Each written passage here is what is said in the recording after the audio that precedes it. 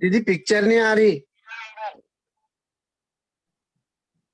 जय श्री कृष्ण सभी विभूजन, आप सभी लोगों का स्वागत है आज के सत्र में। दीदी आज जय श्री कृष्ण, पिक्चर नहीं दिख रही। अभी मैं दिख रही हूँ क्या? नहीं दीदी। दिख रहे मुझे हैं? तो दिख रहे दी। हाँ मुझे भी दिख रहे हैं आप। हाँ इधर नहीं दिख रहे। Visible and Audible.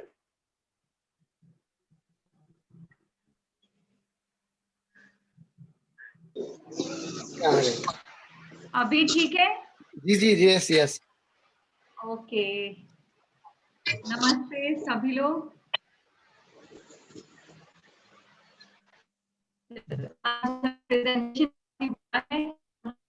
करते हैं।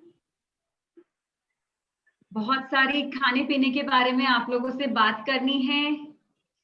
अगर मेरे खाने पीने के बारे में जो भी थोड़ा बहुत नॉलेज है, इंफॉर्मेशन है, उससे अगर आप लोगों की तबीयत में सुधार आए तो इससे बड़ा मेरा सौभाग्य नहीं होगा। चाय बना दो। हम लोग प्रेजेंटेशन शुरू करते हैं और उसके पहले मैं सभी से रिक्वेस्ट करती हूँ कि कृपया एक्स्ट्रा केयरफुल रहे कि आप लोग अपने माइक म्यूट रखें। आप सभी लोग, आप मुझे खुशी इस बात की कि सब सीनियर सिटीजन्स भी बहुत अच्छे से जूम हैंडल कर लेते हैं, अपने अपने हैंडसेट्स बहुत अच्छे से हैंडल कर लेते हैं और ऑनलाइन क्लासेस अटेंड कर रहे हैं। मॉर्निंग में योग प्राणायाम अटेंड कर रहे हैं बहुत लगन से। बहुत खुशी है।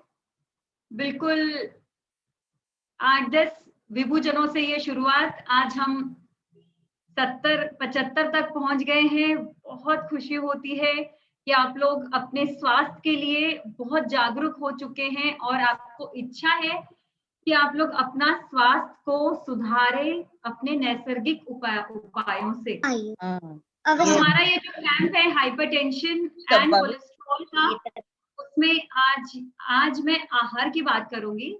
जब हम अपनी तबीयत की बात करते हैं या स्वास्थ्य की बात करते हैं तो 4 पिलर्स होते हैं, 4 आधार स्तंभ होते हैं, आहार, विहार, आचार, विचार। तो यह जो इन चारों के तालमेल नहीं होने से या बिगड़ने से कोई भी तरह की बीमारी आती है। तो इन्हीं के सुधार से हम कई सारी बीमारियों से निपट सकते हैं। तो हमें हमेशा हम जब भी कुछ होता है तो हम तुरंत सोचते हैं कि चलो दवाई ले लेते हैं इसकी जाकर, या तो डॉक्टर के पास या फार्मेसी में। पर उसके पहले हमें अपने अंदर झांक कर अपनी दिनचर्या पर थोड़ा सा गौर करके हमें देखना है कि हम 24 घंटे में अपनी कैसी दिनचर्या बना रख रहे हैं, क्या वह सही है जो हमें स्वस्थ रखने में बिल्कुल ही मदद जिसका मिलेगी। पर ऐसा नहीं होता है। अक्सर हमें पता चलता है कि कहीं ना कहीं हमने इन चारों स्तंभों में से किसी एक स्तंभ या इन चारों में आपसी तालमेल बिगड़ गया है। तो हम आहार की आज बात करेंगे। आहार, मैं अपना स्क्रीन शेयरिंग शुरू करती हूँ। यहाँ पर कई लोगों को हाइपरटेंशन यानी कि हाई बीपी भी होगा, हाई कोलेस्ट्रॉल भी होगा, या कई लोग ऐसे भी हैं जो चाहते हैं कि इन सब के जकड़ में ना आए, पकड़ में ना आए, तो कुछ हम भी आहार समझ लेते हैं। तो आइए चले हम अपना प्रेजेंटेशन शुरू करते हैं।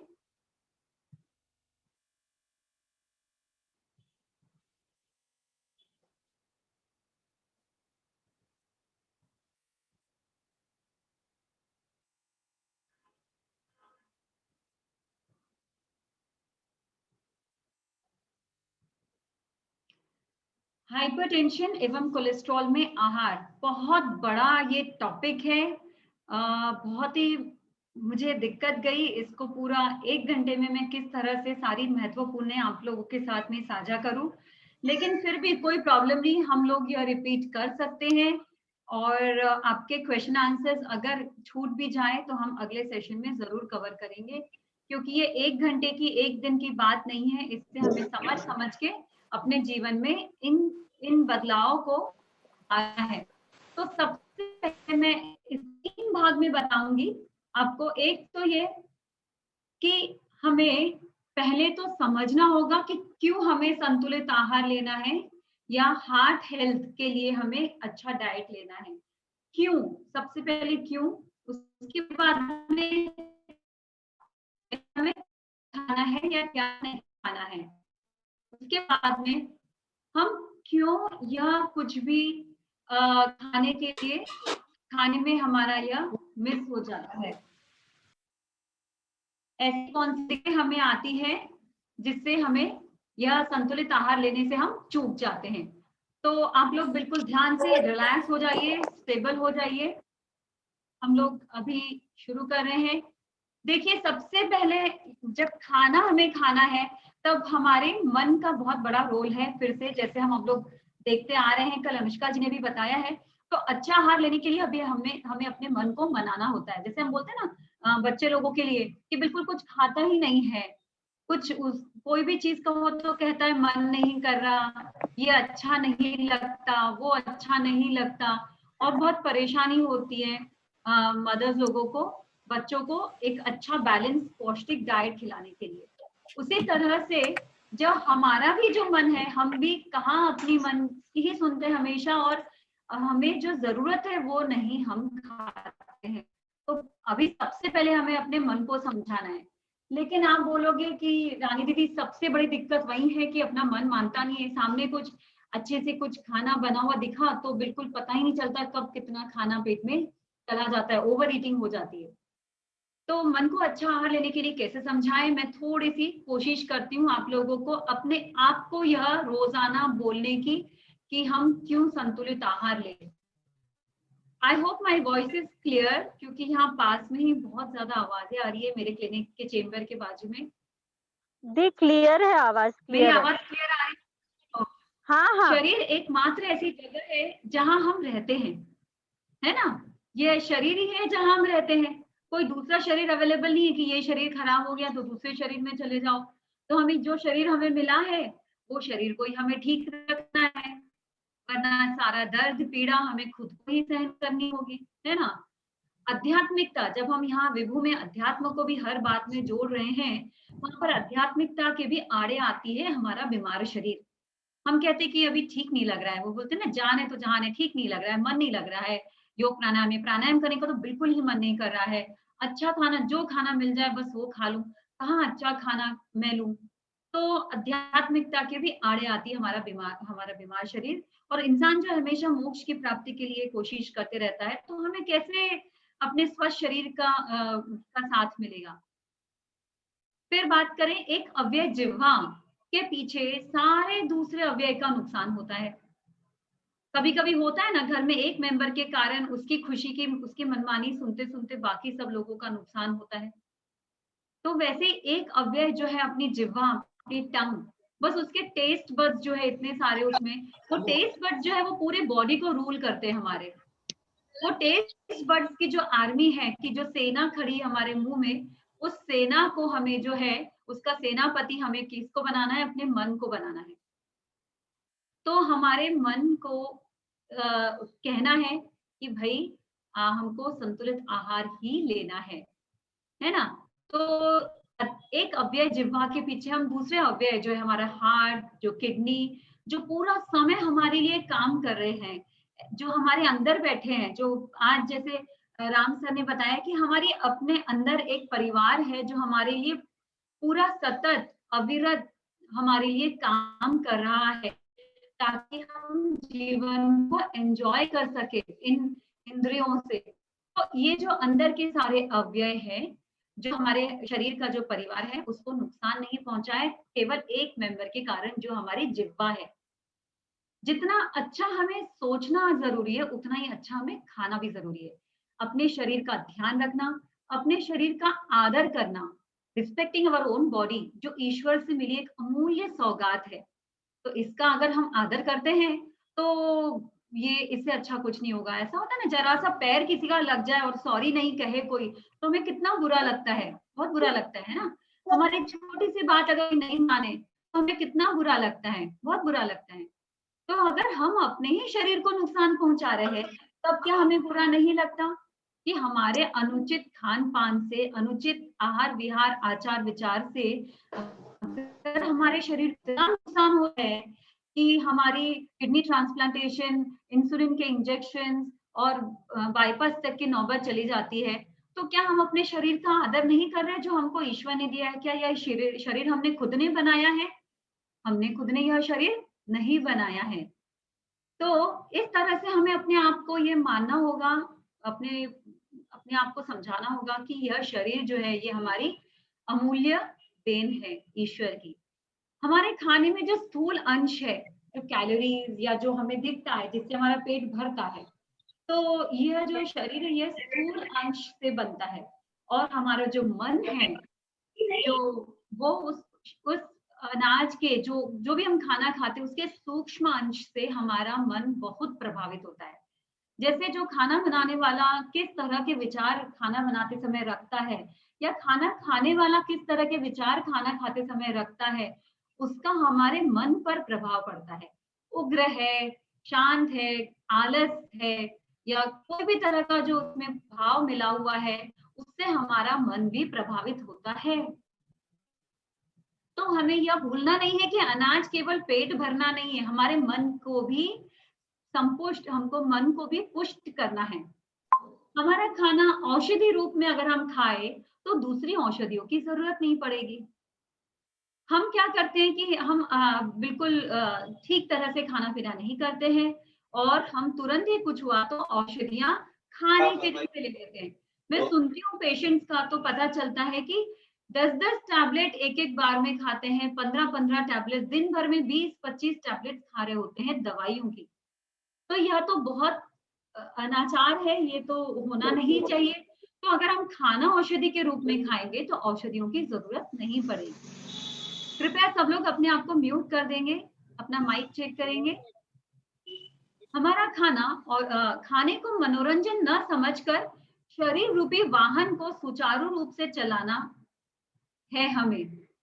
तो इसे हमें खाने को मनोरंजन नहीं समझना है। जब भी खाने की बात आती है तो कुछ भी हम मिलना जुलना है, कोई भी तरह की पार्टी है, कुछ भी है, तो सबसे पहले खाने को हम जी चाहे जैसे कॉम्बिनेशन में खाते हैं, जी चाहे गरम ठंडा, ठंडे पे गरम खाते हैं, जैसे हमें आयुर्वेदाचार्य जी गोविंद सर ने भी बताया था। तो हम चाहे जैसे तोड़ मरोड़ के अपने टेस्ट के लिए, अपने मनोरंजन के लिए, एंटरटेनमेंट के लिए हमने खाने को चुना है, पर ऐसा बिल्कुल नहीं करना है।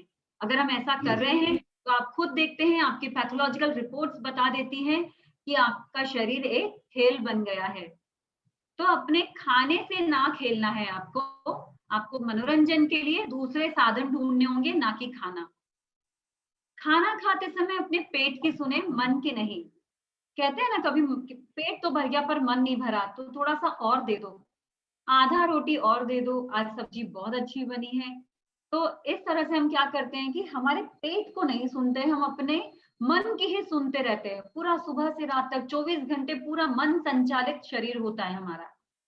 तो हमें अपने पेट की सुनना है। जैसे आज फिर से राम सर ने भी बताया था कि अपने शरीर को समझना है। कल अनुष्का जी ने भी बताया था कि अपने शरीर को सुनने की कोशिश करना है हमें, कि कौन सी चीज हमें सूट कर रही है, कौन सी नहीं कर रही। धीरज से खाना है, आने वाले समय का अवसरों का भरोसा रखना है। मैं कई बार देखती हूँ, स्पेशली जब शादी ब्याह में बुफे जब चल रहा होता है, पहले की बात तो कुछ और थी। पहले पंक्तियां लगती थी और बहुत आग्रह से खाना खिलाया जाता था शादी ब्याह में, कोई भी दावत में। लेकिन अब आप क्या बहाना देंगे, अब आप प्लेट खुद लेते हैं, कोई यजमान तो आते नहीं है बुफे के पास में आपको प्लेट भर के देने के लिए, आप खुद ही अपनी प्लेट खुद उठाते हैं। और जितने बुफे में जितनी डिशेज है वो पूरी की पूरी आपको टेस्ट करनी होती है। जैसे आपने स्कोरिंग किया हो, स्कोरिंग करना हो आपको, तो आप पूरी प्लेट भर लेते हैं और खाते हैं। उस वक्त आप क्या कहेंगे? हम इस तरह नहीं खा सकते जैसे कल हमने कभी देखा ही नहीं है, है ना? हमको जीवन को जीना है जैसे कल नहीं देखा है, पर खाना ऐसा नहीं खाना है कि हमने कल नहीं देखा है। हमें धीरज रखना है। जो भी सब रखा है खाने के लिए, आप उसका बराबर से चुनाव करिए और उसके बाद आप खाइए जितना आपका पेट आपको अनुमति देता है। तो बिल्कुल अपना धीरज ना खोइए, और बुफे के समय आपको बिल्कुल अपने आप को, या तो उसमें घर से खाना खाकर जाइए आप सबसे अच्छा, और उसमें से 2-3 एकदम अपनी पसंद की आप खा सकते हैं, और या तो आप बिल्कुल भी वहां जाने के बाद में अच्छा चुनाव करके खाइए। माइंडफुल ईटिंग होना चाहिए। हमारा माइंड जो है हम मिस कर देते हैं खाना खाते समय, तो हमें अपनी इसका हर्जाना, बहुत बड़ा हर्जाना भरना पड़ेगा।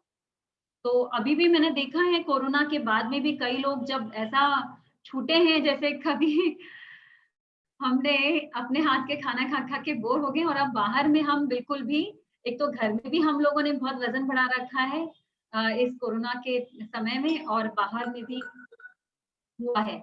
तो इस तरह से हमें धीरज नहीं रखना है, समझौता नहीं करना है, समझ के खाना है। अक्सर पेशेंट क्या इस डर से आता है, और कई लोग तो आते ही नहीं है, मतलब हार्ट पेशेंट्स तो मैंने देखे ही नहीं है, बहुत ही कम है जो मेरी ओपीडी में आते हैं, पता नहीं क्यों। शायद मैंने इसीलिए आज का टॉपिक लिख के रखा है कि क्या इस तरह से अपने आहार के, अनुचित आहार को अनदेखा करना, क्या आपको रिस्की नहीं लगता? क्या आपको ऐसा लगता है कि आप अंडर एस्टिमेट करते हैं? आपको लगता है कि आहार में बिल्कुल भी कोई रोल नहीं है, कोई भूमिका नहीं है आपके बीमारी में या आपके स्वास्थ्य में? तो मैं चाहती हूँ कि इस सेशन के बाद ज्यादा से ज्यादा हार्ट पेशेंट, स्पेशली आप डायटिशियंस को विजिट करिए, और एक अच्छा संतुलित आहार कैसे खाना है इसके लिए बिल्कुल अपनी सूची तैयार करवा के लीजिए। तो हमें समझौता नहीं करना है, डाइटिंग नहीं करनी है, कोई कॉम्प्रोमाइज नहीं करना है, बहुत अपने मन को नहीं मारना है, पर हमको समझ के खाना है, समझौता नहीं करना है, समझ के खाना है। अपने शरीर को अच्छा आहार लेकर स्वस्थ रखने की जिम्मेदारी किसकी है? अपने आप को स्वस्थ रखने की जिम्मेदारी किसकी है? डॉक्टर की है, डाइटिशियन की है, काउंसलर की है, किसकी है? आपकी खुद की है। यह शरीर में दिन रात 24 घंटे आप कैसे विचार अपने अंदर ग्रहण कर रहे हैं, कैसा आहार ग्रहण कर रहे हैं, इसकी जिम्मेदारी तो आपकी है।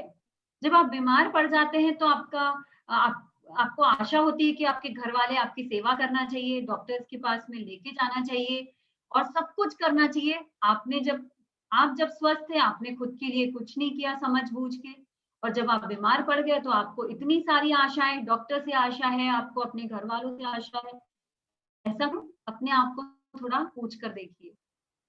तो अपने शरीर को अच्छा आहार लेकर स्वस्थ रखने की जिम्मेदारी आपकी खुद की है, हमारी खुद की है। इसमें चयन नहीं है, इसका कोई चॉइस नहीं है, इसमें कोई ऑप्शन नहीं है। आपको, जब आप स्वस्थ हैं, तब आपको खुद ही माइंडफुल ईटिंग करना है। आपकी जिम्मेदारी आपको खुद उठानी है। कई बार लोग भी मैंने कहते सुना है कि भाई हमारी वाइफ जो देती है हम खा लेते हैं, तो वाइफ को खुश करने के लिए तो बहुत अच्छी बात है, परंतु आप अपनी वाइफ को हेल्प भी कर सकते हैं कि घर में संतुलित आहार बने, अच्छी फ्रेश चीजें आए, फ्रेश चीजें बने, और आप सभी लोग बहुत अच्छा आहार लें। अब सबसे महत्वपूर्ण बात यह है कि हम इतना ईश्वर, अध्यात्म, गुरु, हम कृपया कोई अनम्यूट है, अपने माइक फिर से चेक कर लीजिए। सबसे महत्वपूर्ण है क्या, हम जब यह मानते हैं कि हम सभी लोग परमात्मा का अंश है, हम सब में, मुझ में भगवान, तुझ में भगवान, तो ये भगवान बैठता कहाँ है? हमारे अंदर कहाँ है भगवान? पेट में नहीं है क्या? कि सिर्फ दिल में है? नहीं, हमारे भी कण कण में भगवान है ना? तो यह शरीर जो है, ये परमात्मा का जो अंश है, और इसमें एक जठर नाम का, मतलब कि स्टमक यानी कि हमारा पेट, इसमें अग्नि होती है, जठराग्नि। तो ये जठराग्नि जो है, हम जो भी खाना खाते हैं उसको पचाती है, इसको इंग्लिश में बोलते हैं डाइजेस्टिव फायर। और प्रतिदिन आहार लेना एक यज्ञ के समान है, कि हम बिल्कुल रोज जैसे कोई यज्ञ कर रहे हैं। हम जब यज्ञ करते हैं, बाहर कोई भी अनुष्ठान करते हैं, क्या हम उसमें कचौरी समोसे का भोग लगाते हैं, या उसमें हम कुछ और ऐसी चीजें डालते हैं जो जिससे वातावरण प्रदूषित हो जाए? हम चुनिंदा औषधि रूप, अभी यज्ञोपैथी में भी हमने सीख लिया कि उसमें हम बहुत अच्छी ऐसी जड़ी बूटियां डालते हैं जिससे वातावरण शुद्ध हो जाए। फिर हमारे पेट में हम अशुद्ध चीजें क्यों डालते हैं? कि हमारे अंदर का वातावरण नहीं बिगड़ेगा। हमारे अंदर की जो जठराग्नि है उसमें उचित आहार, और इतना तक कि उसके लिए भोजन मंत्र भी है। ब्रह्मार्पणम ब्रह्म हवि ब्रह्मणो ब्रह्मणाहुतम ब्रह्मैव तेन गंतव्यम ब्रह्म कर्म समाधिना। यानी जो खाना है वो भी ब्रह्म है, खाने वाला ब्रह्म है, खाने की क्रिया भी ब्रह्म है। तो यह सब हम मानते हैं, जानते हैं, फिर हम अशुद्ध खाना क्यों खाते हैं? तो इस हमारे अंदर जो विराजमान ईश्वर है उनके लिए हमको ये अच्छी ही आहुतियां देना है। अंदर का वातावरण शुद्ध होकर शरीर पुष्ट होना चाहिए। अन्न हमें कष्ट ना दे, अन्न हमें पुष्ट करे, कष्ट ना दे, पुष्ट करे।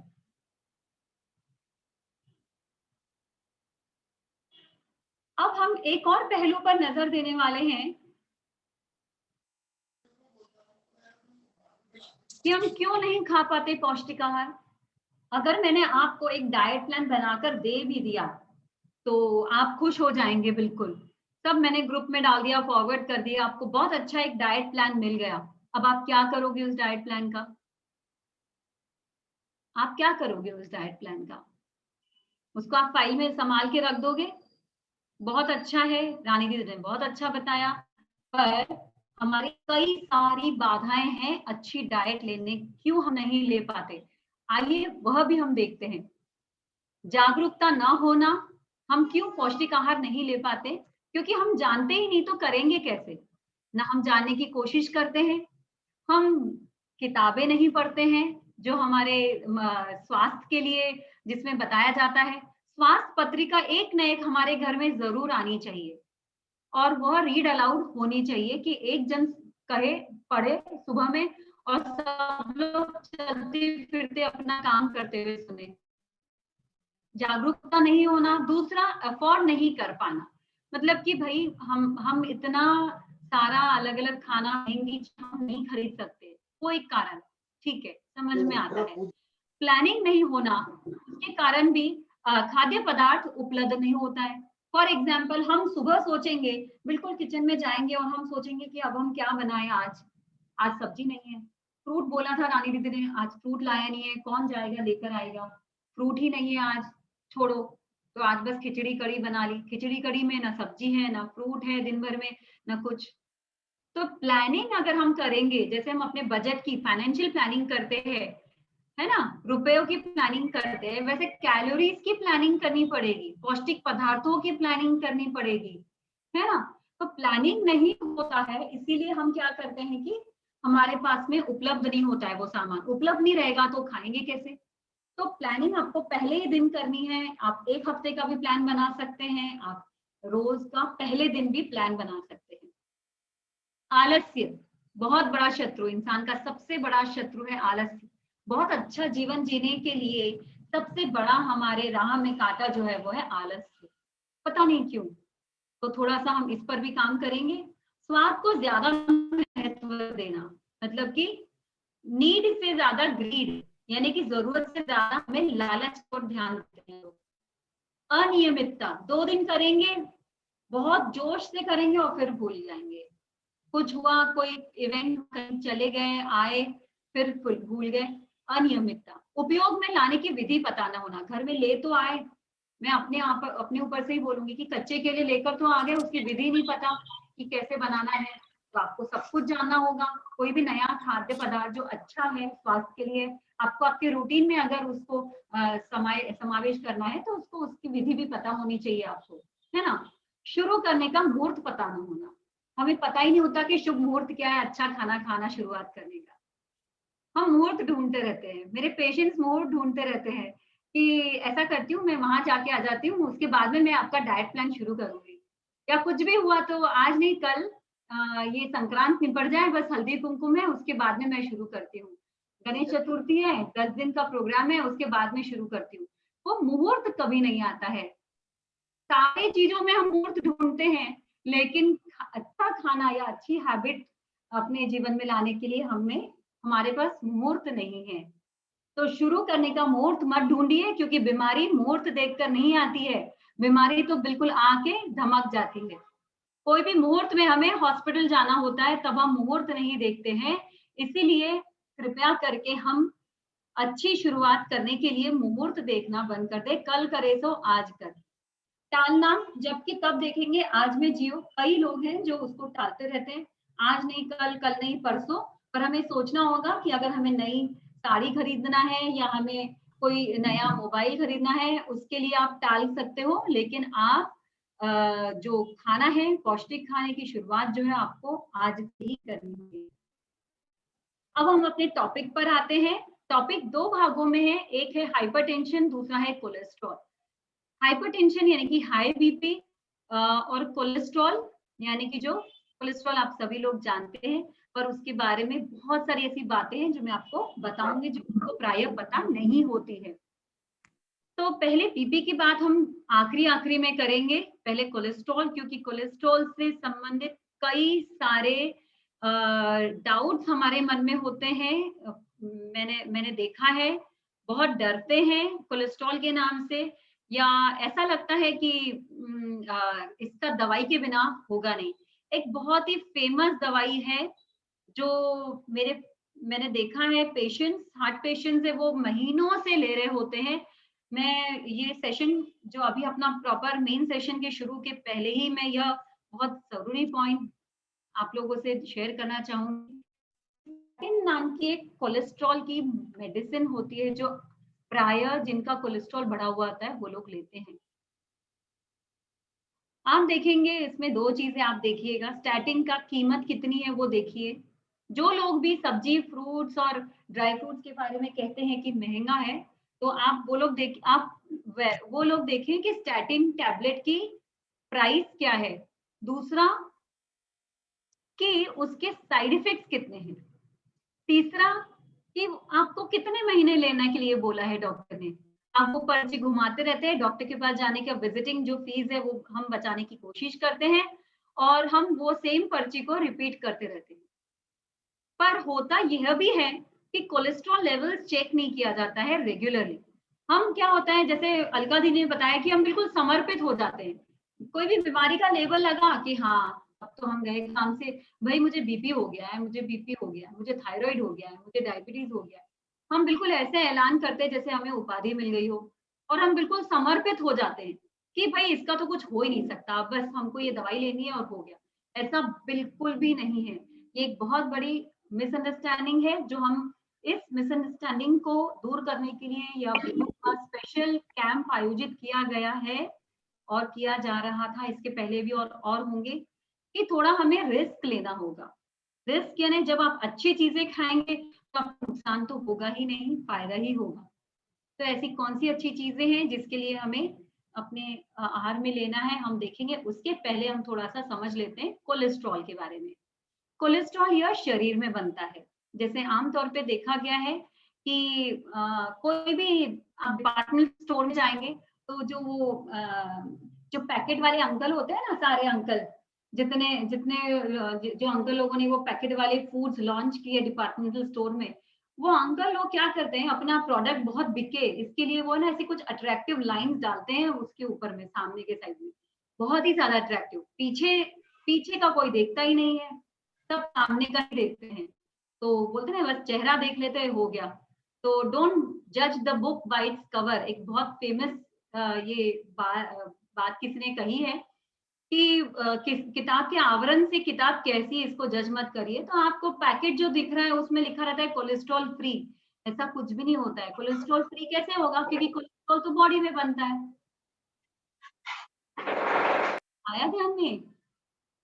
कोलेस्ट्रॉल फ्री जब लिखा है पैकेट पे, तो आप बिल्कुल भी इस भुलावे में ना रहे कि यह जो खाना है इसके अंदर, पैकेट के अंदर, ये बिल्कुल सेफ है, क्योंकि कोलेस्ट्रॉल फ्री, ये कोलेस्ट्रॉल जो है, ये जो वसा है, ये अपने शरीर के अंदर लिवर बनाता है, ना कि फैक्ट्री में बनता है। क्योंकि जो मांसाहारी लोग उनके लिए अलग बात है, पर शाकाहारी लोगों के लिए जो कोलेस्ट्रॉल है वो अंदर ही बनता है।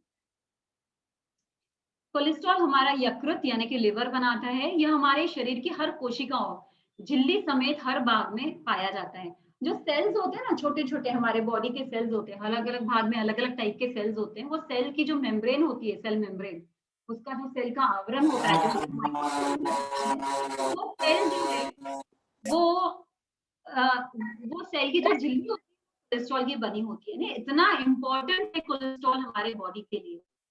कोलेस्ट्रॉल से विटामिन डी बनता है, ठीक है, जो धूप में हम बैठ के बनता है ना जो विटामिन डी, वो जो विटामिन डी को माना जाता है कि बहुत सारी बीमारियों का इलाज है विटामिन डी धूप में बैठना, क्योंकि सूर्य भी अष्ट चिकित्सकों में से एक है सूर्य। फिर कोलेस्ट्रॉल से हार्मोन्स बनते हैं, कोलेस्ट्रॉल से पित्त बनता है जो कि फैट जिससे पचते हैं। तो पित्त जो होता है, लिवर में जो पित्त बनता है उससे फैट्स पचते हैं, जो हम खाते हैं ना फैट चिकनाई वाली चीजें, वो पचते हैं पित्त से। और कोलेस्ट्रॉल हेल्प करता है पित्त बनाने को, यानी कि बाइल बनाने को। तो कितना इंपॉर्टेंट है कोलेस्ट्रॉल। फिर अनाज, फल और सब्जियों में यह नहीं पाया जाता है कितनी पते की बात कि ना अनाज में कोलेस्ट्रॉल है, ना फल में, ना सब्जियों में। इनसे हमें किसी से भी कोई धोखा नहीं है ना। तो सबसे विश्वसनीय पदार्थ, खाद्य पदार्थ क्या हो गए आपके? फल, सब्जियां। जिन लोगों में इसका स्तर कम हो जाता है उन्हें इम्यून सिस्टम से भी संबंधित समस्याओं का सामना करना पड़ता है। तो इम्यून सिस्टम के को भी सुदृढ़ रखने में कोलेस्ट्रॉल एक बहुत ही जरूरी महत्वपूर्ण भूमिका निभाता है। यह बैक्टीरिया द्वारा छोड़े गए विषैले पदार्थों को सोखने का काम करता है। तो जब बैक्टीरिया और हमारी जो अंदर की जो आर्मी है, इनमें जब घमासान युद्ध होता है इन्फेक्शन के समय पर, तो जो विषैले पदार्थ जिसके कारण हमें बुखार आता है, तो यह इसमें जो विषैले पदार्थों को सोखने का काम जो करता है वो कोलेस्ट्रॉल करता है। मस्तिष्क की कार्य प्रणाली के लिए यह बहुत जरूरी है कोलेस्ट्रॉल। जो हमारा ब्रेन है वो 60% से भी ज्यादा फैट्स का बना होता है। तो गुड फैट्स खाएंगे तो ब्रेन अच्छा रहेगा, और ब्रेन अच्छे से काम करेगा। फैट सोल्यूबल विटामिन जितने भी हम लेते हैं, ए बी सी डी के जितने, इसमें से कुछ जो होते हैं वो पानी में घुलने वाले होते हैं, कुछ जो है वो फैट्स में घुलने वाले होते हैं। तो जो फैट सोल्यूबल विटामिन है उनके लिए कोलेस्ट्रॉल बहुत जरूरी है। तो हमें कोलेस्ट्रॉल से डरना नहीं है। कोलेस्ट्रॉल ये बहुत ज्यादा इंपॉर्टेंट, महत्वपूर्ण एलिमेंट है हमारे बॉडी में, लेकिन बस हमको इसको मैनेज करना है। तो आप सालों साल जो स्टैटिन दवाई लेते रहते हैं, कृपया करके आप उससे थोड़ा सा जागरूक होकर उस पर काम करेंगे, है ना। कोलेस्ट्रॉल का हिसाब किताब भी हम थोड़ा सा देख लेते हैं। कोलेस्ट्रॉल का हिसाब किताब सभी को, प्रायः जो हार्ट पेशेंट है जिसका लिपिड प्रोफाइल बिगड़ा हुआ है, कोलेस्ट्रॉल बढ़ा हुआ है, उनको सबको रट जाता है।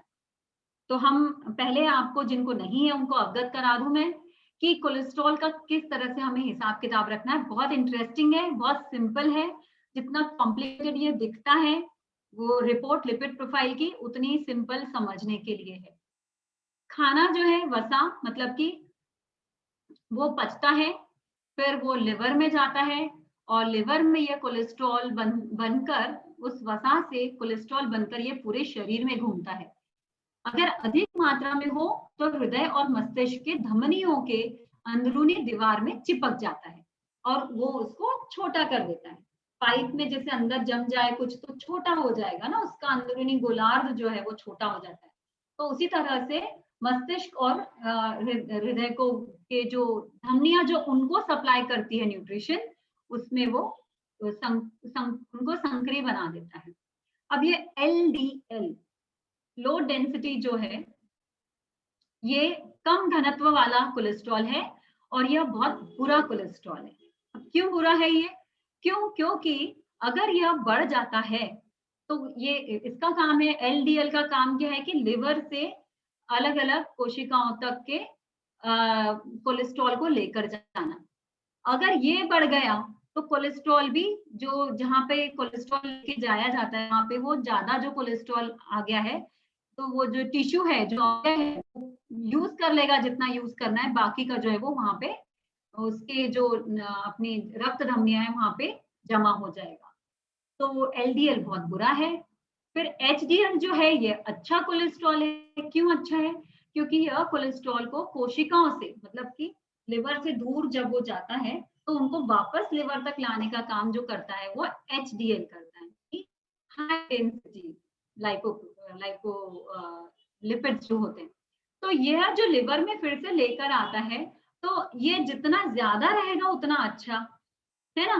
तो HDL जो है वो ज्यादा होना, ये अच्छा इसलिए है क्योंकि वो उतना ही लेकर आएगा और कोलेस्ट्रॉल लिवर में लेकर आएगा, और जो अतिरिक्त है जो उसको स्टोर करके रखेगा। VLDL बहुत ज्यादा ही हानिकारक है। फिर जब आप खाना खाते हैं, अब ये तो HDL, LDL, VLDL हो गया आपके जो प्रोफाइल, लिपिड प्रोफाइल है उसमें। अब है ट्राइग्लिसराइड्स, ये बहुत इंपॉर्टेंट, उसमें आप बार बार आपको सुनने में मिलेगा ट्राइग्लिसराइड्स बढ़ गया है। तो ट्राइग्लिसराइड्स जो है, यह जो हम खाना खाते हैं, जो कैलोरीज, जो अतिरिक्त कैलोरीज है, यानी कि जितनी हमारी बॉडी यूज कर लेता है दिन भर के काम में, खाने पचाने में, हम एक्सरसाइज करते हैं उसमें, लेकिन यह जो बच जाती है उसको ट्राइग्लिसराइड्स में ये फैट्स कन्वर्ट हो जाते हैं, और यह जो फैट सेल्स है, यानी कि जो वसा के जो सेल्स है, उसमें यह जमा हो जाता है। इसलिए कहते हैं कि जितना हो सके, जितनी हम कैलोरीज लेते हैं, जितना कम बचत खाते में जमा होगा उतना अच्छा। हम अगर बैठे रहेंगे तो क्या होगा, हमारा जो कैलोरीज का बचत खाता जो है ना वो बढ़ता जाएगा, अकाउंट जो है एकदम बढ़ता जाएगा, बैलेंस शीट टैली नहीं होगी। तो आपको ध्यान रखना है कि जितना कैलोरी इनटेक हो रहा है उतना ही आपका कैलोरी का व्यय भी हो रहा है। तो जो व्यायाम है, यह आपके समय को आप व्यय नहीं कर रहे हैं, आप अपने इस अपने जो व्यायाम से आप अपनी शरीर को या कैलोरीज को बराबर से यूज कर रहे हैं, और उसको खर्च भी करने से व्यायाम के और भी कई सारे फायदे हमें मिल जाते हैं। रक्त संचारण बहुत अच्छा होता है, ऊष्मा पैदा होती है शरीर में, जिससे भी जो फैट्स है वो गलते हैं एक जगह पर, वो टिक नहीं पाते, चिपक नहीं पाते, है ना। घर्षण होता है बहुत अच्छे से, जब रक्त संचारण तेजी से होता है तो वो जो भी अटका है छोटा मोटा वो भी बह जाता है। तो LDL, HDL और कोलेस्ट्रॉल और ट्राइग्लिसराइड्स, ये मैंने यहाँ पर लेवल्स यहाँ पर दिखाई है आपको। तो LDL कम रहे तो अच्छा, HDL अगर ज्यादा रहे तो बहुत अच्छा, और टोटल कोलेस्ट्रॉल जो है ये कम रहना चाहिए। तो ये टोटल कोलेस्ट्रॉल हमको, ये सारे ये जो लिपिड्स है LLL जितने, इनको टोटल मिला के ये टोटल कोलेस्ट्रॉल है, और यह कुल मिला के कम रहे तो अच्छा है। इसका रेशियो जो है वो भी देखा जाता है, जो कि बहुत मायने रखता है रेशियो। तो जितना ये जो HDL है, ये अच्छा वाला कोलेस्ट्रॉल बढ़ाओ, अच्छा लेवल का रहना बहुत जरूरी है, और LDL को कम लेवल में रहना बहुत जरूरी है। अगर LDL ज्यादा लेवल है और अच्छा वाला कोलेस्ट्रॉल कम है तो रेशियो क्या हो जाएगा, बढ़ जाएगा, जो कि गलत है, रेशियो बढ़ने ना पाए। देखिए जो मैं आपको बता रही थी, लिवर से जो LDL है ये धमनियों में लेकर जा रहा है, और धमनियों के द्वारा वो अवयवों में जाता है रक्त, और यहाँ से वापस लाने का काम जो है वो HDL, यानी कोशिकाओं से कोलेस्ट्रॉल हटाने का काम जो है वो HDL करता है। तो ये HDL जो है इसलिए ज्यादा होना चाहिए, और LDL जो है वो कम होना चाहिए। अब यह देखते हैं, जैसे मांस, अब एक बहुत इंपॉर्टेंट पहलू पे मैं बात कर रही हूँ कि कोलेस्ट्रॉल आखिर क्यों मायने रखता है, कोलेस्ट्रॉल से होता क्या है भाई, अगर बिगड़ाव आ जाए, कुछ हो जाए तो क्या होगा, उसके लक्षण क्या है। पहले तो वो कि वो किस तरह से अपना रंग दिखाता है। तो जैसे माँ सबको खाना देती है, पर माँ को भी तो खाना लगता है ना, काम करने के लिए। वैसे ही हृदय पूरे शरीर में खून पंप करता है। हृदय कुछ भी नहीं है, हृदय एक तरह का मस्कुलर पंप है। मसल्स, सिर्फ और सिर्फ मसल्स का बना हुआ, मांसपेशियों का बना हुआ एक अवयव है, जो अंदर खोखला है, मतलब कि हॉलो है, ठीक है। उसमें अंदर में चेम्बर्स बने हुए हैं, 4 चेम्बर्स होते हैं उसमें। तो जैसे माँ सबको खाना देती है, वैसे हृदय भी पूरे शरीर में खून पंप करता है, पर हृदय की मांसपेशियों को भी अविरत काम करने के लिए पौष्टिक रक्त की जरूरत होती है। तो हार्ट पूरे, आप देखेंगे यहाँ पर कि हार्ट में बड़ी बड़ी आर्टरीज है, जो आर्टरीज से और बड़ी जो धमनियों से खून को बाहर की तरफ भेजता है, पंप करता है। लेकिन ये जो लाल कलर की आपको ये हार्ट के आसपास में बारीक बारीक दिख रही है कोई धमनियां, इन ये क्या करती है, ये हार्ट को, यानी हार्ट का जो पंपिंग है, पंपिंग के लिए जो एनर्जी लगती है, जो पौष्टिक तत्व लगते हैं हार्ट को, वो पहुंचाने का काम ये कोरोनरी आर्टरी करती है। तो आपने सुना होगा कि हाँ उसके 3 आर्टरी ब्लॉक है, 90% ब्लॉक है, 80% ब्लॉक है, 100% ब्लॉक है। तो ये जो आर्टरी है, ये जो रक्त धमनियां है, जो कि हार्ट को एनर्जी देती है, हार्ट को पौष्टिक तत्व पहुंचाती है, इनमें ये भी तो धमनियां है, इनमें भी प्लाक जम जाता है।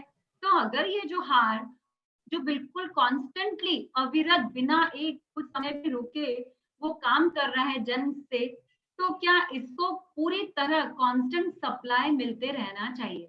और एक लिमिट के बाहर जब इस तरह का प्लाक, आप बाजू वाली तस्वीर में देख रहे हैं कि इस तरह का पीले रंग का अगर ये प्लाक जो है, ये जो थक्का जो है, ये अगर बढ़ते जाएगा तो इसके अंदर का जो है वो गोलार्ध जो है वो छोटा होता जाएगा। और कभी ऐसा हो जाएगा 100% ब्लॉक हुआ तो भाई हार्ट को काम करने के लिए एनर्जी ही नहीं मिलेगी, तो हार्ट रुक जाएगा। कभी कुछ समय के लिए ही रुकता है, जिसको हम हार्ट अटैक बोलते हैं, है ना।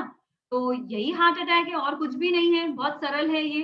तो हमें सिर्फ और सिर्फ ध्यान देना है कि इन मांसपेशियों को बल दे ऐसा खाना खाना है, और इन मांसपेशियों को पूरा पंप करने के लिए शक्ति चाहिए। प्लस ये जो रक्त धमनियां है, इसके अंदर जो रक्त है, तो धमनियां जो है वो भी सुचारू रहे, वो पाइपलाइन जो है पूरी ब्लड की पाइपलाइन जो है पूरी वो एकदम अच्छे से क्लीन रहे अंदर से, और उसमें जो रक्त बह रहा है वो भी एकदम पौष्टिक वाला रहे, मतलब हीमोग्लोबिन अच्छा रहे, उसमें सारे लिपिड्स वगैरह अच्छे रहे, उसमें एनर्जी अच्छी बह रही हो, है ना, मतलब कि ग्लूकोज।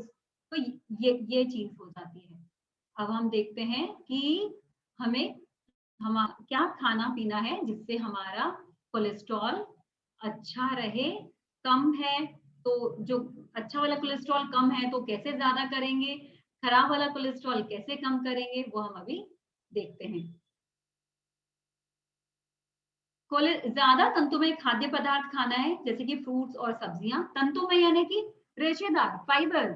जैसे आप देखेंगे कि रोटी और दाल और चावल में फाइबर न के बराबर है, खिचड़ी में फाइबर न के बराबर है, खासकर अगर आप बिना छिलके वाली दाल इस्तेमाल कर रहे हैं तो और भी कम है। तो ये जो जैसे आलू हम छील के सब्जी बनाते हैं, रोटी खाते हैं, कुछ भी फाइबर नहीं जा रहा है। अगर आप दिन दिन एक एक हफ्ता फ्रूट्स नहीं खा रहे हैं तो आपके पास में डाइटरी फाइबर की आपके आहार में कमी हो रही है। जैसे घर को झाड़ू निकालने के लिए झाड़ू मतलब कि एक रेशेदार कोई चीज आपके हाथ में चाहिए, उसी तरह से अपने आंतों की सफाई के लिए भी हमें फ्रूट्स और सब्जियां खाना होगा ज्यादा से ज्यादा। अच्छी मात्रा में प्रोटीन्स हो, नट्स, बीन्स और दालें, तरह तरह के नट्स, बहुत सारे तरह तरह के बीन्स। मैं देखती हूँ कि बीन्स बहुत कम खाते हैं, बस मूंग, मोठ, चना, उसमें भी मोठ ज्यादा इस्तेमाल होता है और चना। बाकी सारी इतनी सारी बीन्स और दालें हैं, जैसे ब्लैक आइड बीन्स यानी लोबिया जो बोलते हैं, राजमा है और कुल्थी है। तो ऐसी बहुत सारी दालें और बीन्स हैं जो आप खा सकते हैं डेली। इसमें स्प्राउटेड खाएंगे तो बहुत अच्छा। जैसे मैंने बताया कि मसल्स, मांसपेशियां जो है हार्ट की, वो बहुत अच्छी काम करनी चाहिए, तो उसके लिए भी आपको प्रोटीन भरपूर खाने होंगे। विटामिन सी, आखिर ये जो रक्त धमनियां हैं, इसकी जो दीवार बनी है ना, यहाँ पे कोलेजन नाम का जो एलिमेंट होता है वो बहुत जरूरी होता है लचीलेपन के लिए। भाई अगर पाइप है, हमारा पाइप जो हमारा प्लम्बिंग वाला पाइप है वैसा पाइप नहीं हो सकता। वो क्या होता है कि बहुत ही लचीला पाइप होता है ना, क्योंकि एकदम पल्स जो हमको मिलती है ना, यहाँ पर जो पल्स मिलती है वो भी लचीलेपन के कारण मिलती है हमारे धमनियों के। तो जितने धमनियां हमारी लचीली रहेगी उतना ब्लड प्रेशर जो है वो मैनेज हो जाएगा। तो अगर लचीलापन रखना है तो विटामिन सी भरपूर लेना होगा। विटामिन सी के लिए आंवला सबसे सर्वोत्तम, एंड आंवला day keeps the doctor away, है ना। नींबू, नींबू ये अल्कलाइन होता है, और ये जो वसा है, जो फैट्स है, अम्ल, जो भी क्षारीय जो है खाद्य पदार्थ, ये अपने वसा को पचाने के लिए बहुत अच्छा काम करते हैं। तो हमेशा खाना खाने के बाद में नींबू निचोड़ के पानी में आप लीजिए। आंवले का जूस, आंवले का पाउडर आप खाना खाने के बाद आधा चम्मच डेली ले सकते हैं। आंवले का जूस भी आप सुबह एलोवेरा जूस के साथ मिलाकर भी आप ले सकते हैं। संतरा, मौसम्बी, हम तो संतरा नगरी में बैठे हैं। बड़ी मिर्च, जो बड़ी मिर्च होती है अलग अलग, वो गुआवा, ये सब में विटामिन सी भरपूर है, वो आपको लेना है। ये आपको कोई नहीं बताएगा, जब आपके हार्ट की बीमारी होगी ना, आपको कोई नहीं बताने वाला है कि आप तुरंत शुरू कर दो। आपके जो धमनियों का लचीलापन है वो आप जितना अच्छा रखोगे उतना आपका ब्लड प्रेशर बहुत अच्छे से मैनेज हो सकता है। आपको विटामिन सी जरूर से लेना है। आप खुद देखेंगे 1 महीने में आपको इन सब चीजों को फॉलो करने के बाद आपको कितना अच्छा महसूस होगा। गुड फैट्स वाले पदार्थ यानी सारे तेल बीज जो है वो बहुत अच्छे होते हैं, गुणों की खान है सारे तेल बीज। आगे मैं बताऊंगी आपको। और मैं प्राय मेरे लेक्चर में ये मिक्स के ऊपर मैं बहुत ज्यादा जोर देती हूँ कि आप जो तरह तरह के तेल बीज हैं, अभी तो हमने संक्रांत फिलहाल ही बिल्कुल सेलिब्रेट की है, जिसमें तिल्ली की फसल आती है और हम तिल्ली खाना शुरू करते हैं। तिल्ली में बहुत बेहतरीन से बेहतरीन क्वालिटी का तेल होता है, तो आप कच्चे खाने का तेल लीजिए और वो आप इस्तेमाल कर सकते हैं। तिल्ली आपको खाना है तो तिल्ली का मीठा खाने की बजाय आप लोग, अगर कई लोग को मोटापा भी रहता है या हाई ब्लड प्रेशर, आप लोग थोड़ा उसको अलग तरीके से उसका पाउडर आप इस्तेमाल कर सकते हो अपने खान पान में, सब्जियों में, सलाद में, सूप में, है ना। आप तेल बीज को बहुत तरह तरह से इस्तेमाल कर सकते हैं अपने रोज के आहार में। आप उनको सेक लीजिए या आप उनको उसका पाउडर बना के कांच की बोतल में फ्रिज में भरकर आप 1 चम्मच आपके मेथी के पराठे हैं या सूप है या सलाद है उस पर आप बिल्कुल छिड़क सकते हैं। इस तरह सब्जियों में डाल सकते हैं प्रिपरेशन के समय। तो ये जो तेल बीज हैं आपके, जैसे कि अलसी है, सनफ्लावर सीड्स, पंपकिन सीड्स, कद्दू के बीज, सूरजमुखी के बीज, चिया सीड्स और अलसी के बीज, ऐसे सारे जितने बीज हैं तेल बीज, इनको आप पाउडर बना के भी या कोरा सेगा भी आप इसको इस्तेमाल रोज करिए, कम से कम 1 से 2 चम्मच। होल ग्रेन यानी कि सेगा ही अनाज खाना है। कई लोग हमारा जो प्रचलन हो गया है, बढ़ गया है अभी खान पान का, उसमें मैदा का इस्तेमाल बहुत हो रहा है और बहुत सारी बीमारियों की जड़ में मैदे का अति उपयोग अपने खान पान में। तो हमें उसके बजाय क्या करना है कि ज्वार, बाजरा, भगर, राजगिरा, नाचनी, इनको मिलेट्स बोलते हैं। मिलेट्स यानी जो बहुत ही मिलियरी यानी बिल्कुल छोटे छोटे, बिल्कुल छोटे दाने जिनके होते हैं, ये मिलेट्स होते हैं। इनके आप अलग अलग प्रिपरेशंस बना सकते हैं।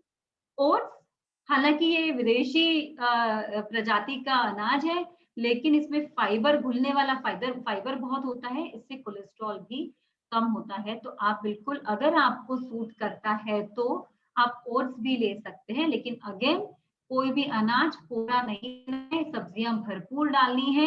कई लोगों को मैंने देखा है इतना मतलब इतना स्टाइलिश फील होता है ये देखने में कि सुबह सुबह हम ब्रेकफास्ट में क्या ले रहे हैं, तो कॉर्नफ्लेक्स और मिल्क या फिर ओट्स एंड मिल्क, कृपया कर यह आप मत लीजिए, क्योंकि ग्लाइसेमिक इंडेक्स यानी कि ये ऐसी चीजें हैं जिससे आपके रक्त शर्करा बहुत जल्दी बढ़ जाती है और इसमें फाइबर बहुत कम है। ओट्स में तो है, परंतु आप जब तक सब्जी का संपुट नहीं लगाएंगे आपके डिशेज में, तब तक आपकी कोई भी दिन भर की डिश अधूरी है, आहार संतुलित नहीं रहेगा। और भरपूर पानी, जैसे बोलते हैं ना कि गुस्सा आए ठंडा पानी पी लिया करो, खाली पी लिया अपना कलेजा ना जलाओ, है ना, वो दादी अम्मा मान जाओ। तो भरपूर पानी पीना है, क्योंकि बहुत उष्णता निर्माण होती है, क्योंकि हार्ट को बहुत ज्यादा एक्स्ट्रा एक्सर्शन करना पड़ता है। जिनके हाई बीपी रहता है उनका हार्ट साधारण रूप से काम नहीं करता है, बहुत ही संकुचित तरीके से उसे काम करना होता है, प्रेशर में काम करना होता है। तो पानी बहुत पीना बहुत जरूरी है। खून का बराबर डेंसिटी रहना बहुत जरूरी है। कई बार डायबिटिक पेशेंट्स रहे जिनको हाइपरटेंशन है, तो शुगर लेवल अगर ज्यादा रहेगी खून में, तो भी खून का जो क्वालिटी है वो अच्छा नहीं होता है। आपको पानी बहुत पीना है, टॉक्सिन्स बाहर निकलेंगे, किडनी अच्छे से काम करेगी। जो आप इतनी दवाइयां खा रहे हैं वो दवाइयां कहाँ जाएगी, आपके शरीर से बाहर आपको धकेलना है उन्हें, तो आपको पानी बहुत पीना है। पानी पीने के भी बहुत सारे नियम है आयुर्वेद के अनुसार, डाइट के अनुसार, तो हम और कोई दिन पानी का अलग से टॉपिक लेंगे। एक बहुत सुंदर ये this topic is very dear to me, बहुत पसंद है। जब हम चक्रों की बात करते हैं, सुबह इतना सुंदर हम चक्रों के साथ प्राणायाम करते हैं, अनुलोम विलोम करते हैं, तो हर चक्र की एक भूख होती है रंग की, हर एक चक्र का एक रंग है। जो हमारा हृदय चक्र है उसका रंग है हरा, उसका नाम है अनाहत चक्र और उसका रंग है हरा। तो ये जो हरा रंग है, इसलिए अध्यात्म में या जो बोलते हैं कि स्पिरिचुअल डाइट जो आजकल बहुत प्रचलन में है और जो कि सही वाली बात है, जो हम फिर से बोलते हैं ना कि हम अपनी पूरी पुरानी सीक्रेट्स को ओपन कर रहे हैं, क्योंकि हम सब चाह रहे हैं कि हम इतने बीमार क्यों पड़ रहे हैं, असमय बीमार क्यों पड़ रहे हैं, आखिर हमारे पूर्वजों ऐसा क्या करते थे। तो उसी में एक वेदों में यह भी बताया हुआ है कि हरे रंग के खाद्य पदार्थ खाने से आपका हृदय चक्र जो है वह स्वस्थ होने में मदद मिलेगी। ज्यादा से ज्यादा हरा, कीवी है, ग्रीन सब्जियां हैं, हरी शिमला मिर्च जैसे है, अपने नाशपाती है, और क्या कहते हैं ब्रोकोली भी आजकल अपने देश में ही उगाई हुई हमें मिल जाती है, ककड़ी है, हरी बीन्स है। हम लोग ये ठंड के दिनों में क्या करते हैं कि अभी भी तुअर दाल सूखी वाली बनाते हैं, जबकि अभी जो ताजी तुअर की दाने हैं वो हम वापरे, ताजे मटर के दाने हैं, जो बीन्स है, जो फलियों में अभी बहुत अलग अलग तरह की फलियां मिल रही है, उनके बीज के हम दाल बना के खाएं, अभी आमटी बोलते हैं जिसे। तो वो ग्रीन आप जितने ज्यादा हो सकता है, मटर और हरे अंगूर अभी मिलना शुरू हो गए हैं, तो आप यह सब भी अपने खान पान में ज्यादा से ज्यादा बढ़ा सकते हैं। अब मेरे नजर में मैं किन 10 चीजों को यहाँ पर सामने आपके बहुत विशेष रूप से बताना चाहती हूँ, वो यह है, हमारे पास शायद 10 मिनट समय और है, तब तक मेरी स्लाइड्स भी पूरी हो जाएगी। हार्ट हेल्दी फूड्स कौन से हैं? सबसे पहले हम लेते हैं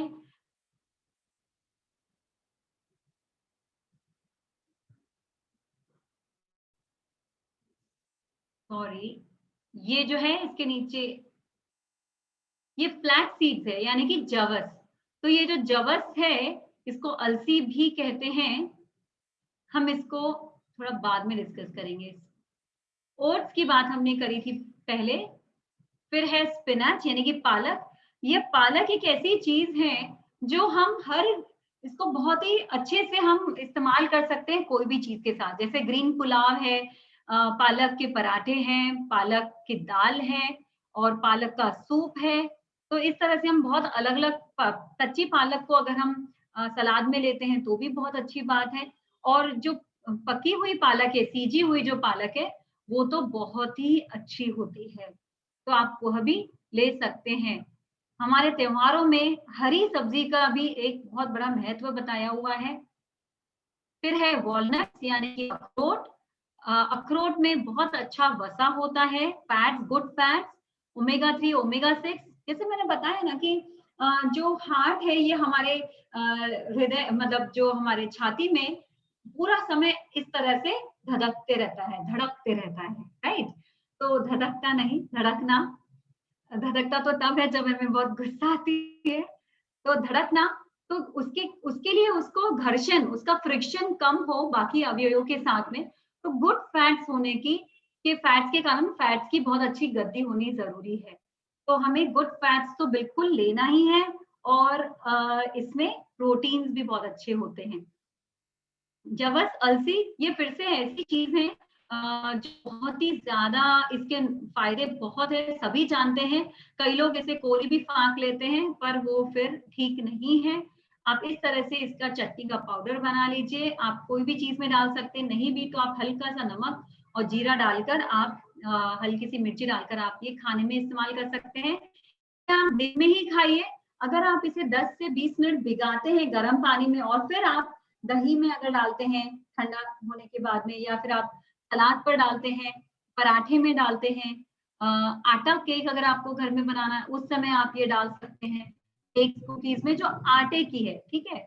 तो उसमें आप यह फ्लैक्स सीड को इस्तेमाल कर सकते हैं ज्यादा से ज्यादा। और मुखवास भी बनता है इसका, जो बहुत अच्छे से हमारे हेल्प करता है, लेकिन यह उग्र स्वभाव का होता है, तो आप इसको थोड़ा दिन में ही लीजिए, ताकि आपको कभी कभी किसी को गलती से लूज मोशन भी हो सकते हैं। तो अपने शरीर की तरफ जब भी आप कोई नई चीज शुरू कर रहे हैं तो अपने शरीर पर ध्यान दें, और कुछ भी जरा सा होने पे तुरंत घबराए नहीं, उसका डोज कम ज्यादा करिए। ऐसा नहीं कि अरे मैंने तो वो लिया और मुझे नुकसान हो गया, मुझे तब से खुजली आने लग गई, मुझे मोशन होने लग गए। अच्छी चीजों को, बॉडी को एक्सेप्ट एक्सेप्ट मतलब उसको बराबर से प्रोसेस करने को, नई चीज को थोड़ा समय लग सकता है। तो आप लोग उस लगे रहें और अलग तरीकों से भी उसको खाने की कोशिश करें। इसबगोल भूसी यह एक ऐसी चीज है कि बहुत ज्यादा ही नैसर्गिक रूप से डाइटरी फाइबर ऐड करती है हमारे आहार में। इस तरह से ये भूसी आप देख रहे हैं यहाँ पे फोटो, इसको कल्टीवेट किया जाता है, और इसके 50 ग्राम भूसी में 5 ग्राम प्रोटीन है और बहुत सारी ऐसी न्यूट्रिएंट्स हैं। तो आप बिल्कुल इसको बिना कोई आदत के, बिना कोई नुकसान के आप यह भूसी ले सकते हैं। भूसी भी लेने के लिए आप खाना खाने के 10-15 मिनट पहले हल्के से गर्म पानी में कप में 1 चम्मच डालकर आप यह ले सकते हैं। ये क्या करेगा, अगर हमारा कोई भी कारण से इनटेक कम हो जाता है, जैसे हम ट्रैवल कर रहे हैं तो सब्जी कम खाने में आ रही है, फ्रूट्स कम खाने में आ रहे हैं, तो आप यह इसबगोल भूसी कैरी कर सकते हो। तो आपको जो आपका डाइटरी फाइबर का इंटेक है वो मेंटेन रहेगा। और कभी कभी आपको ऐसा लग रहा है कब्ज, जैसे अलका दीदी ने बताया कि कॉन्स्टिपेशन बिल्कुल नहीं रहना चाहिए, और आपने देखा भी होगा कि गैस होना बिल्कुल ठीक नहीं है हार्ट पेशेंट्स को, बिल्कुल भी मतलब पेट आपका जो है वो बिल्कुल भी हार्ट को डिस्टर्ब ना करे। तो क्योंकि हार्ट अभी बहुत सेंसिटिव है, तो आपको ध्यान रखना है कि कब्ज ना हो, गैस ना हो। इसबगोल भूसी बिल्कुल सेफली ले सकते हैं। हल्दी, हल्दी होगा जो जमे हैं कोलेस्ट्रॉल की धमनियों में, उसको खून को पतला करने की कोशिश होती है टर्मरिक। हल्दी अपने आप में एक महा औषधि है।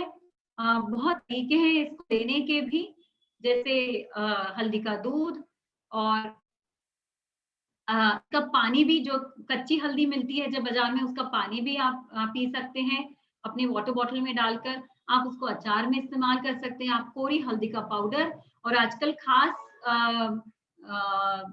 6+ करक्यूमिन वाली, करक्यूमिन इसका जो एक्टिव प्रिंसिपल, इसमें जो सत्व है वो ज्यादा सत्व वाली करक्यूमिन हल्दी भी मिलती है, वो भी आप ले सकते हैं, जो आपको बहुत अच्छे से मदद करेगी खून को मेंटेन करने के लिए, वसा को पिघलाने के लिए।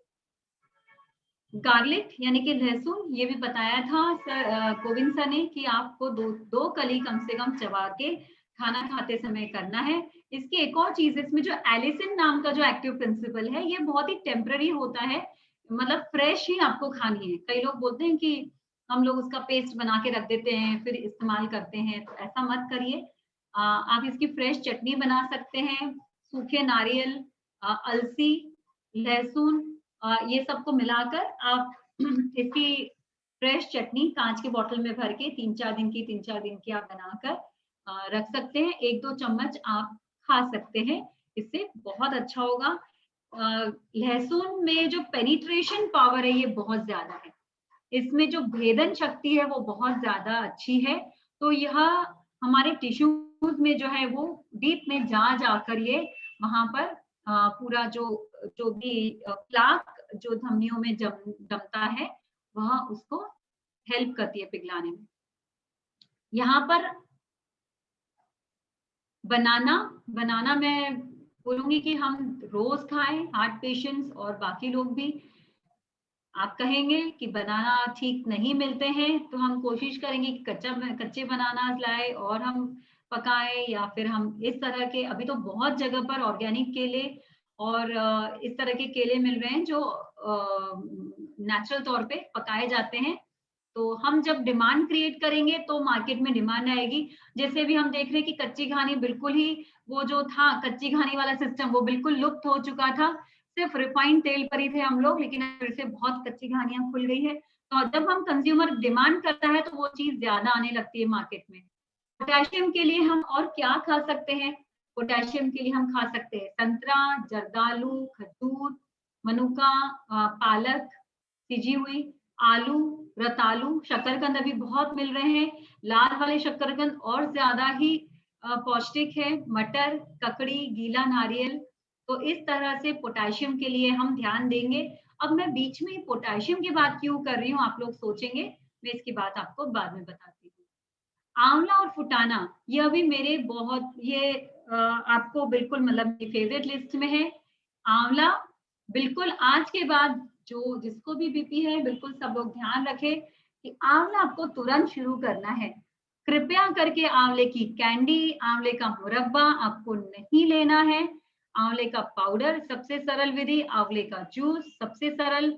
मैं क्या करती हूँ, आंवले को खींच कर, जब फ्रेश आंवले आते हैं, आप ग्रेट कर लीजिए। आपका जो कांच का जग है जिससे आप दिन भर में पानी पीते हैं, तो उसमें आप डाल दीजिए आंवले का फ्रेश जूस। दिन भर आपको मिलता रहेगा, जो आपको एकदम फ्रेश रखेगा, क्योंकि बहुत अल्कलाइन भी होता है। क्योंकि हमने ध्यान रखना है कि ज्यादा से ज्यादा एसिडिक न लेते हुए डाइट, अल्कलाइन डाइट लेंगे हम। एसिडिक, अंदर में इतना वातावरण एसिडिक हो जाता है कि सारे अव्यय जो हमारा परिवार है अंदर का, वो कैसे जी रहा है, ये हमारे मन को नहीं पता है। लेकिन अब दिमाग को पता चल गया है, तो आप सब कोशिश करेंगे। चना, चना हमारे हृदय को बहुत ही पुष्ट करता है। यहाँ पर पिक्चर थोड़ा गलत मैंने ले पाई हूँ।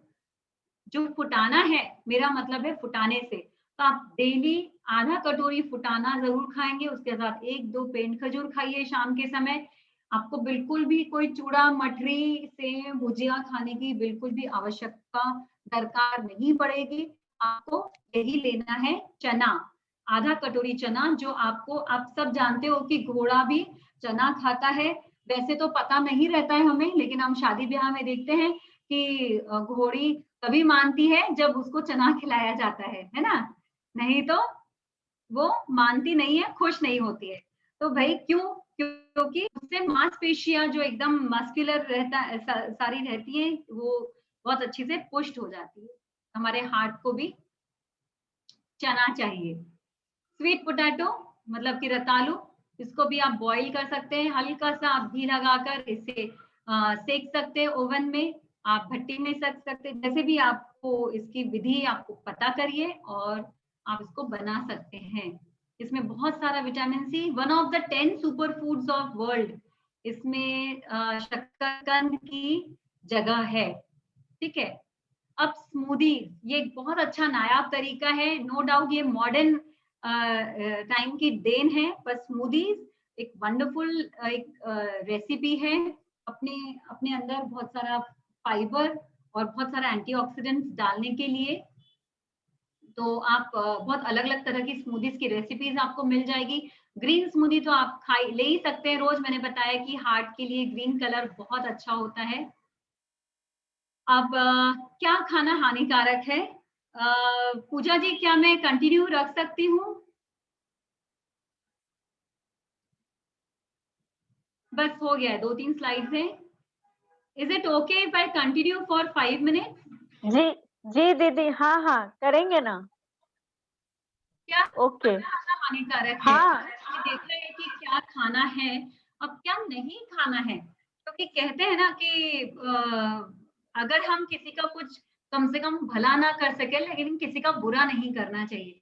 तो उसी तरह से हमारे खान पान को भी लागू होता है कि अगर हम कम से कम अच्छी चीजें खाएं या ना खा पाए, व्यवस्था कर पाए या ना व्यवस्था कर पाए, लेकिन कम से कम बुरी चीजें तो नहीं खाएं, तो ये भी अपने आप में एक बहुत बड़ा काम हो जाएगा। तो हमें क्या खाना हानिकारक है? रिफाइंड तेल। तो हमें क्या खाना है? जो कच्ची घानी का यानी कि कोल्ड प्रेस्ड तेल है, वो खाना है। तो डबल ट्रिपल रिफाइंड जो ऑयल है, वो हमको नहीं लेना है। बहुत ही शौक से, बहुत अच्छे से हम कैन लेकर आते हैं 5 किलो की, 10 किलो की, 15 किलो की, और हमें लगता है कि वी हैव मेड प्रॉफिट, हमने इतना अपना बचा लिया है, समय बचा लिया है, पैसे बचा लिए हैं, और दिखने में तेल बहुत सुंदर है, एकदम पारदर्शी पारदर्शी है। पर आप खुद देखेंगे कि जिन लोगों का खेती का बैकग्राउंड है, उनको पता है कि जो कच्ची खाने का तेल है वो बिल्कुल भी पारदर्शी नहीं होता है। क्यों? क्योंकि उसमें सारा बीज में से निकला हुआ सारा न्यूट्रिशन है। तो क्या होता है कि ये जो कच्ची खाने का तेल है ये ज्यादा शेल्फ पर टिकता नहीं है, बहुत जल्दी उसमें बास आ जाती है क्योंकि ऑक्सीडेशन प्रोसेस शुरू हो जाती है, अनस्टेबल होते हैं, अनसैचुरेटेड फैटी एसिड्स होते हैं उसमें। तो क्या होता है कि उसके कारण ये वाला जो इस तेल को स्टेबल करने के लिए या फिर मार्केट में अगर बहुत समय तक अभी किराना स्टोर्स में बोलो कहीं पर भी रखना है, अगर शेल्फ लाइफ बढ़ानी है तो उसमें केमिकल डाले जाते हैं और ऐसे निकाल लिए जाते हैं एलिमेंट्स जो उसको स्मेल दे, क्योंकि स्मेल आएगी तो कोई खरीदेगा नहीं, बहुत जल्दी नुकसान पहुंचेगा। तो ये जो पूरा पैकेजिंग इंडस्ट्री है ना, इसमें कुछ चीजें तो बहुत अच्छी है लेकिन कुछ तो बहुत बड़ा नुकसान हुआ है, लेकिन हम इसके बारे में हमें जानते नहीं है। तो हम अब आज जो भी जिन्हें नहीं पता था आप जान गए हैं कि ये डबल ट्रिपल और क्लियर पारदर्शी दिखने वाला ऑयल बिल्कुल भी अच्छा नहीं है। जो बोलते हैं ना कि बहुत सुंदर दिखने वाली all that glitters is not gold, हर चमकने वाला पदार्थ सोना नहीं होता है।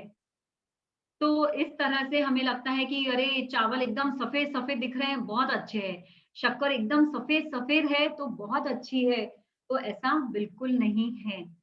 इस पर आपको नहीं जाना है, आपको सही चीज क्या है उसको आपको पता करना है। मिक्स ऑयल, ऑयल मिक्स बिल्कुल नहीं करना है। कई लोग 2-3 ऑयल मिक्स कर लेते कि ये भी अच्छा है, ये भी अच्छा है, मिक्स करके ले लो। तो ना तेल को मिक्स करना है, ना अनाज को मिक्स करना है। ऐसे मिक्सिंग की बिल्कुल भी जरूरत नहीं है। ज्यादा से ज्यादा 2 अनाज आप मिक्स करिए। बहुत सारा अनाज अलग-अलग तरह के तासीर के अनाज होते हैं, कोई ठंडा, कोई गर्म, कोई कुछ, अलग-अलग एंजाइम्स लगते हैं सबको पचाने के लिए। तो आप जितना मिक्स करोगे उतना अपने शरीर को आप तकलीफ दे रहे हैं। तेल को पर तेल का जो खपत है, तेल का जो वापर है उसको आप कम से कम करते चले जाइए घर में, और तेल बीज का वापर आप बढ़ा दीजिए। रिफाइंड आटा नहीं लेना है, जैसे मैदा, रवा भी नहीं। कई लोग सोचते हैं कि रवा उपमा बहुत शौक से खाते हैं और उपमे में ऊपर से सब्जी भी नहीं डलती है, तो खाली आलू या कभी प्याज डल जाता है बस गलती से। तो ऐसा बिल्कुल नहीं करना है। जब भी आप एक तो मैदा और रवा की जो डिशेस है वो आप दिमाग में ही मत लाओ। जब भी हम देखते हैं आजकल यूट्यूब पे बहुत ज्यादा, पूरे कोरोना टाइम में 10 महीने में जो फूड है, ऑनलाइन फूड रेसिपी वाला जो काम है वो बहुत बढ़ गया है। लेकिन इसमें आप कोशिश करिए कि मैदे, जिसमें मैदा इंग्रेडिएंट है वो रेसिपी आप देखेंगे ही नहीं, आप बनाएंगे भी नहीं घर में। जब भी आप कहीं जा रहे हैं, कोई फरसान की दुकान में जा रहे हैं, आप बेसन की कोई चीज लेंगे तो चलेगा, लेकिन आप मैदे की मत लीजिए। तो आपको खुद को, मतलब घर के सभी सदस्यों को यह जागरूक होना पड़ेगा कि सबको मिलके डिसाइड करना होगा कि नहीं, आज से हम मैदे की चीज को कम से कम इस्तेमाल करेंगे। आपको सबको मिलकर डिसीजन लेना होगा। अगर अगर घर में माँ ने बंद कर दिया बनाना तो सब लोग बोलेंगे अरे ये नहीं बनाया, वो नहीं बनाया, तो ऐसा नहीं होना चाहिए। सर्वसम्मति से ये काम होने चाहिए, सबके हित में काम होगा। रिफाइंड फल सब्जी नहीं खाना है, मतलब मैंने यहाँ रिफाइंड को एक ये ले लिया है शब्द, इसका मतलब है कि हर चीज को हमें क्या, आंखों से ना साफ सफाई की बहुत आदत है, घर में साफ सफाई रखना है, ठीक है, लेकिन जब हम अनाज, सब्जी, फल जब खा रहे हैं तो उसको क्लीन करना है, ना कि उसके छिलके निकाल के बिल्कुल अंदर का सिर्फ गूदा रह जाता है और उसके छिलके पूरे गायब हो जाते हैं और वो हम फेंक देते हैं। तो ऐसा नहीं करना है। आपको सबको पता है कि हम देश में भी देखते हैं कि जो जो बॉर्डर्स है उस पे ही आर्मी खड़ी होती है, ना कि बीच में, है ना। तो जो संरक्षण देने वाले जो तत्व है, इम्यूनिटी बढ़ाने वाले जो तत्व है, वो किनारों पे है, कोई भी फ्रूट के, सब्जी के, ना कि बीच में।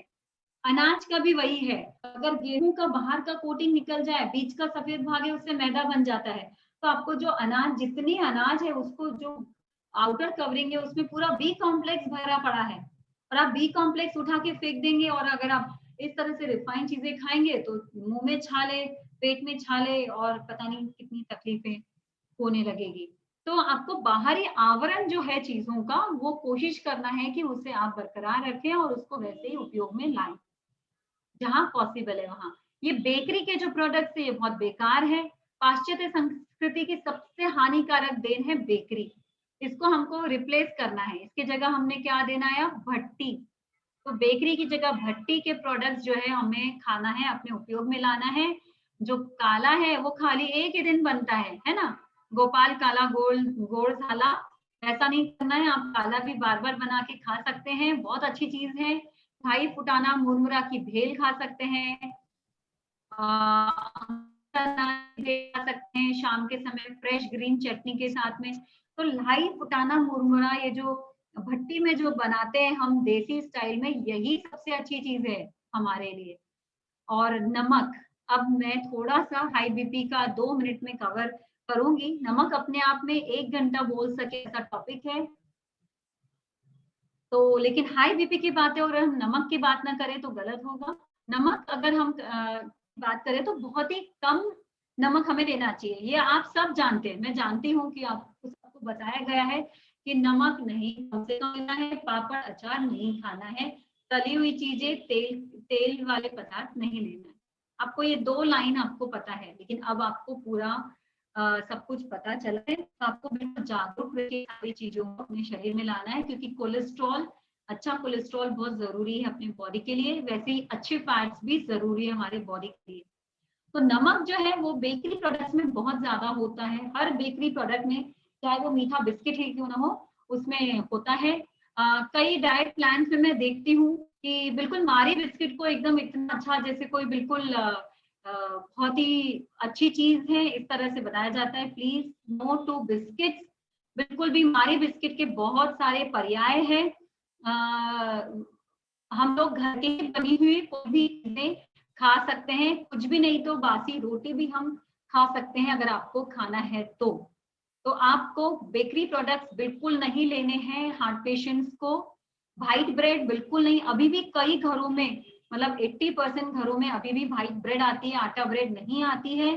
तो आटा ब्रेड घर में बनाने की भी बहुत सरल विधि है। आप हफ्ते 15 दिन में एक बार घर में बनाकर भी खा सकते हैं, या फिर कम से कम आटा ब्रेड लाकर ही खाएं। ब्रेड के पदार्थ न बनाएं घर में।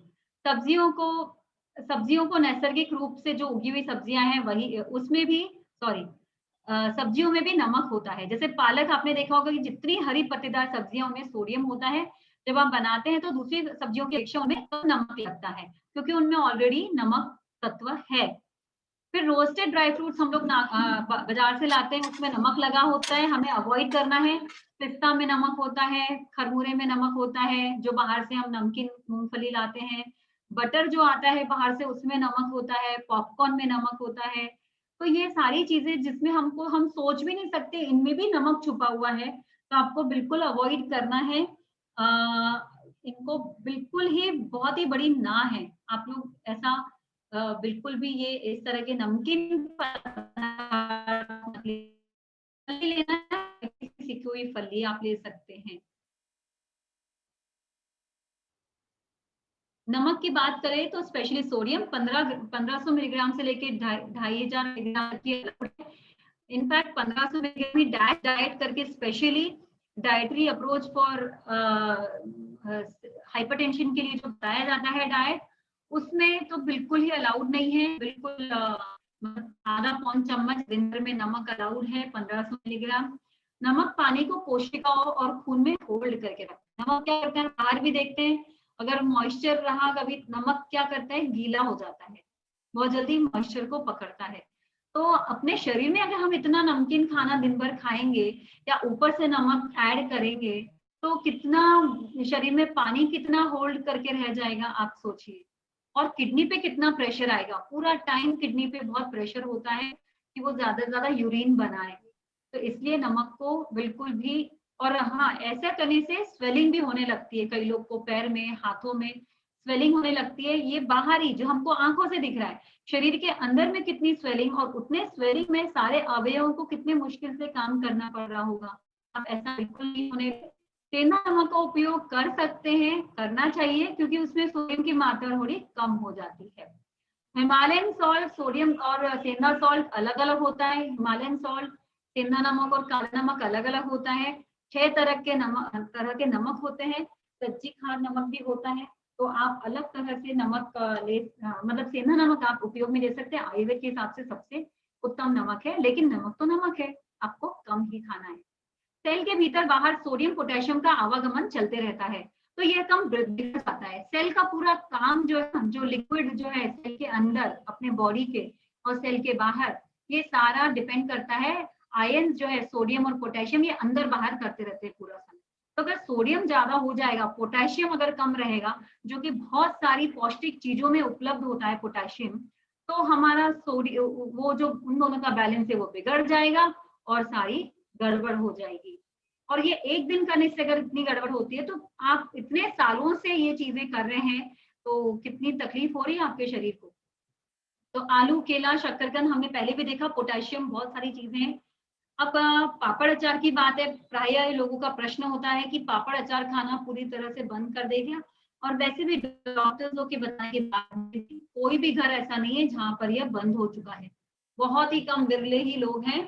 तो मैं ऐसा कहूंगी कि पापड़ आप स्पेशली बनवा कर लीजिए सेंधा नमक के साथ में, वो भी कम नमक वाले पापड़ आप स्पेशली बनवा के लीजिए।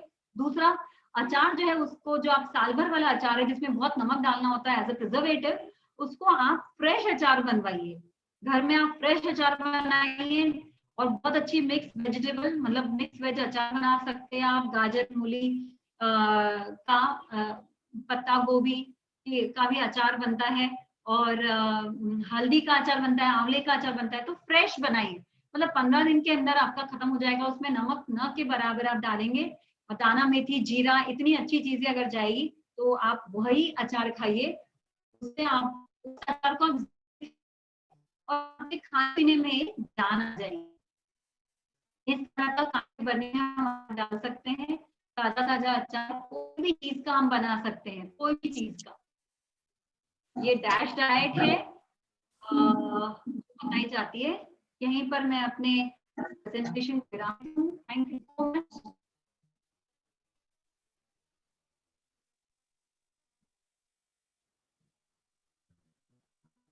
थैंक यू रानी दी, बहुत अच्छी जानकारी दी आपने।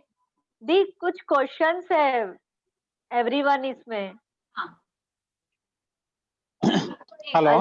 अल, हाँ मैडम, आपने बताया वो तेल बीज खा सकते हैं बोल रहे, मगर ऐसा हमने भी कहीं पढ़ा है, सुना है तेल बीज में तेल होने से ट्राइग्लिसराइड बढ़ेगा।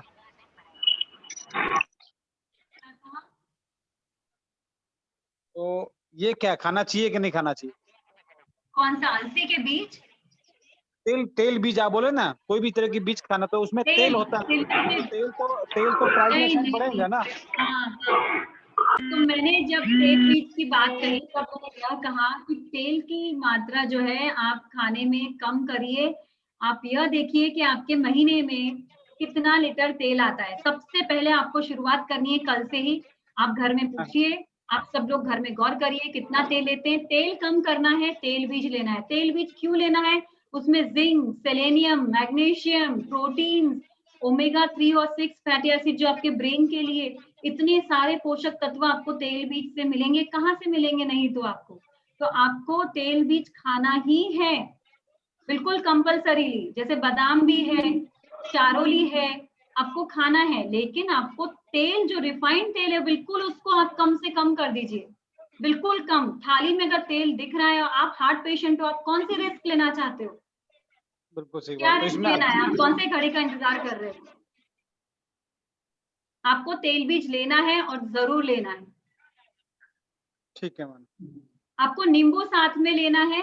जब भी हम दिन भर में आंवला, नींबू, विटामिन सी, जैसे साबुन बनाने के लिए अल्कली की जरूरत होती है, साबुन में तेल का उपयोग होता है, आप जानते हो ना, साबुन में तेल का उपयोग होता है, बराबर है।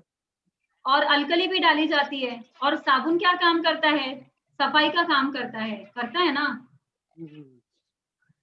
तो वैसे ही जब हम वसा खा रहे हैं, फैट्स ले रहे हैं, तो हमको अल्कली भी लेना है जरूर से। जो भी एक नींबू रोज लेता है वो कभी मोटा नहीं हो सकता। दो चीज है, जो खूब चबा के खाना खाता है और जो रोज एक नींबू लेता है, ये व्यक्ति कभी मोटा नहीं हो सकता। आंवला को मैडम कैसे लेना आपने बताया? पानी में किस के रख देना क्या उसको? क्या रोज हाँ, यदि आंवला खाना है? आप सुबह में आंवले को खींच लीजिए, 1 2 3 आंवले खींच लीजिए। वो खींच के डायरेक्ट आप कांच के बड़े बर्तन में रख दीजिए, और उसमें है। से आप पानी दिन भर में पी सकते हैं। अपनी पानी की वो बोतल पानी फिर छान के पीना है या आंवले के साथ में लेना है उसको कैसा? आंवला आने दीजिए मुंह में, कोई दिक्कत नहीं है। और एकदम आखिरी में अगर बच जाता है, जिसका पूरा कस निकल गया है दूसरे दिन तक, तो आप अपने पौधों में डाल सकते हो। ठीक है। आंवला पाउडर खाना खाने के बाद में भी ले सकते हैं आप। डेली आधा चम्मच आंवला पाउडर बिल्कुल तुरंत शुरू कर दीजिए। आपके हृदय को जरूरत है विटामिन सी की, आपके रक्त धमनियों को जरूरत है विटामिन सी की। वो कड़क आंवला होते पाउडर चली जा रही है, आंवला एथेरोस्क्लेरोसिस पाउडर बोलते आप हैं। पानी पीने के तुरंत बाद सॉरी खाना खाने के बाद तुरंत बाद पानी के साथ में लेने का हाँ, ले बाकी सकते हैं। और नींबू, रात में आप नींबू ले लीजिए, दोपहर के खाने के बाद में आप आंवला पाउडर ले लीजिए। नींबू तो आप हर चीज पे निचोड़ कर ले सकते हैं, सूप में, आप सलाद पर, दाल में, कोई भी चीज में। दीदी हाँ दीदी जी दीदी कहिए। दीदी आंवला जूस और एलोवेरा जूस पानी में मिक्स करें चलेगा? हाँ, ले सकते हैं आप लोग। 2.5 ml दोनों लेकर मॉर्निंग में खाली पेट आप लीजिए। उसको पतला भी करके ले सकते हैं आप डेली। एलोवेरा से क्या होगा कि आपकी पाचन शक्ति बहुत तंदुरुस्त हो जाएगी और वसा पचने में बहुत मदद मिलेगी। और दीदी काला यानी क्या आंवला होता को काट कर काला नमक लगाकर हम सुखा के रखते हैं और उसे रोज लेते हैं आफ्टर फूड, तो भी चलेगा क्या? एज ए मुखवास ऐसे हम लेते हैं। नमक नहीं इस्तेमाल करना है। मुखवास बहुत अच्छा मुखवास बनता है बिना नमक के भी। मैं अगला जो मेरा सेशन है वो मैं मुखवास पर, सिर्फ मुखवास पर ही लेने वाली हूँ। तो आप लोग और नहीं हुआ सेशन तो भी मैं ग्रुप में शेयर करूंगी उसकी रेसिपी। में नमक की बिल्कुल जरूरत नहीं है। काला यानी क्या है दीदी? काला काला नमक जो है वो हर काला वो काला आपको- खाना नहीं ये इनका काला का मतलब अपन गोपाल काला होता है ना, शायद ये पूछ रहे होंगे। अच्छा नहीं, वो हाँ, आपको नहीं, right. मराठी कोई भी आपके लाही फ्रेंड होंगे लाही उनसे लाही पूछिए। क्या? लाया लाया लाही बोलते हैं ना, वो है क्या काला यानी? हाँ, वो सबको मिला के भिगा के बनाया जाता है। उसमें सब फ्रूट्स भी डालते हैं और सब कुछ, उसको नींबू और सब डालकर जाम वगैरह बनाया जाता है। दही, चने की दाल। और कुछ, और कोई क्वेश्चन? आप अपनी बीमारी एक को सवाल लेके हमारा है। हाँ, एक सवाल हमारा है। आपने बताया कि चबा कर खाना खाना चाहिए और नींबू का सेवन रोज अगर जो करते हैं तो इनका वेट बढ़ता नहीं है। तो हमारा ये सवाल है कि जैसे वात पित्त कफ, तो कफ वाली जिनका जो कफ प्रबल होता है तो उनकी प्रकृति यानी वो मोटे होते हैं, स्थूल शरीर, उनका शरीर मोटा होता है। तो क्या अगर ये चबा कर खाना खाते हैं या नींबू का रोज नींबू का सेवन करते हैं तो फिर उसमें भी कुछ परिवर्तन या बदलाव होते हैं?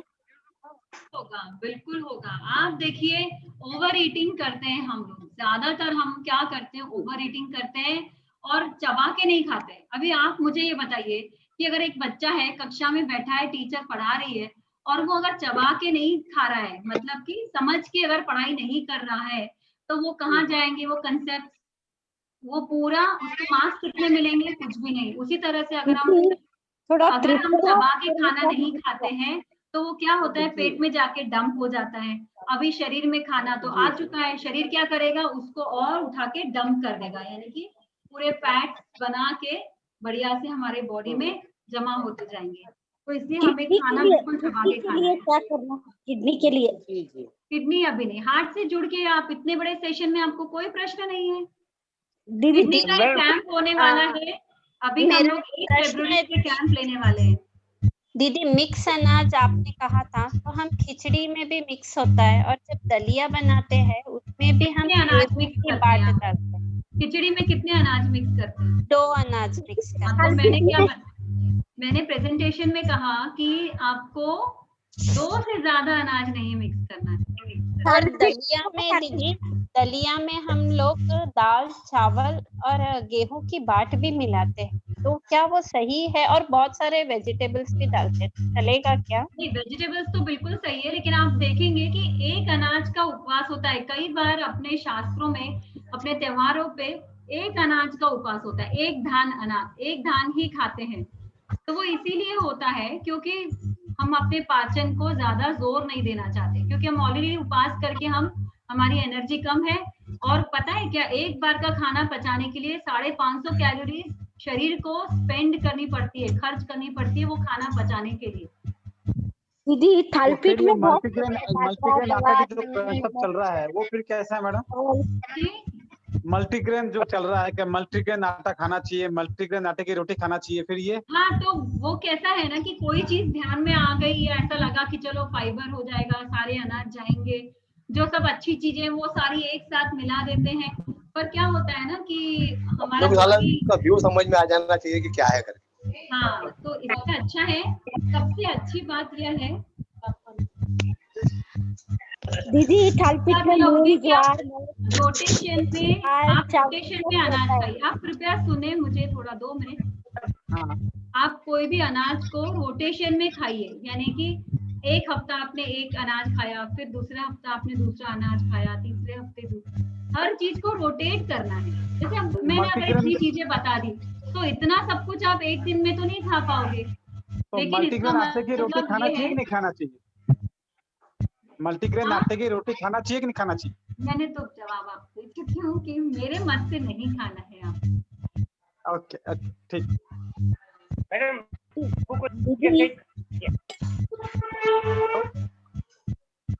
फ्रीजर में रखे हुए आंवले खाना चाहिए? कृपया प्रश्न पूछने के बाद सब लोग अपने आप को म्यूट करते चले जाएंगे। आपने सभी लोग ने माइक चेक करिए, असुविधा ना हो, समय किसी का भी व्यय ना हो, कृपया करके सब लोग अपने माइक म्यूट करिए पहले। दीदी गेहूं का रवा जो हम बनाते हैं, घर पे बनाते हैं, कृपया म्यूट करिए। खा सकते हैं? यहाँ बहुत लोगों के माइक ऑन है, बहुत लोगों के माइक ऑन है, कृपया सब लोग अपने माइक म्यूट कर दीजिए जल्द से जल्द, समय बहुत हो चला है। सभी लोग अपने माइक म्यूट करिए प्लीज। मैडम नींबू को छिलके से फायदा होता है? अपने माइक म्यूट करिए प्लीज। हेलो मैडम, नींबू को माइक म्यूट करिए प्लीज। दीदी फ्रीजर में रखे हुए आंवले खाना चाहिए कि नहीं खाना चाहिए? खा सकते हैं नॉर्मल टेम्परेचर में लाकर। ओके।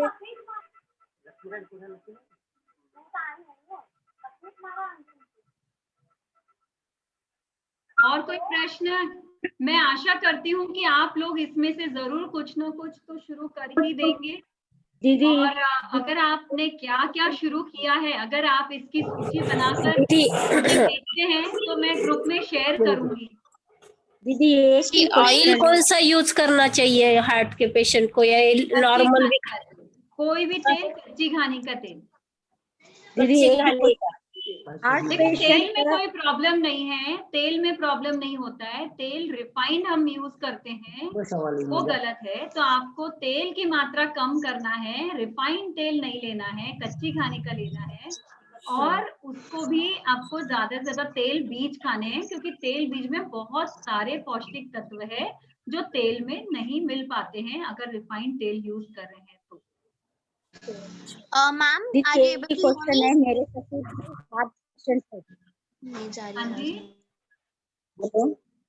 दीदी मेरे ससुर जी हार्ट पेशेंट है, तो थालपीठ क्या है, हम लोग महाराष्ट्र में सब दालें सब कड़धान्य मिक्स करके हम थालपीठ का आटा करते हैं, तो वो दे सकते हैं क्या उनको? अपडेट आया हुआ तो प्रॉब्लम अपनी ओरिजिनल रेसिपी देखिए, थालीपीठ की ओरिजिनल रेसिपी क्या है वह देखिए पहले, और अगर सही में इतना सब कुछ बताया गया है तो फिर ठीक है। अगर जो चीज हम इतने सालों से खा रहे हैं, इतने सालों से मतलब जो हमारे पुराने ट्रेडिशनल टाइप की जो चीजें खा रहे हैं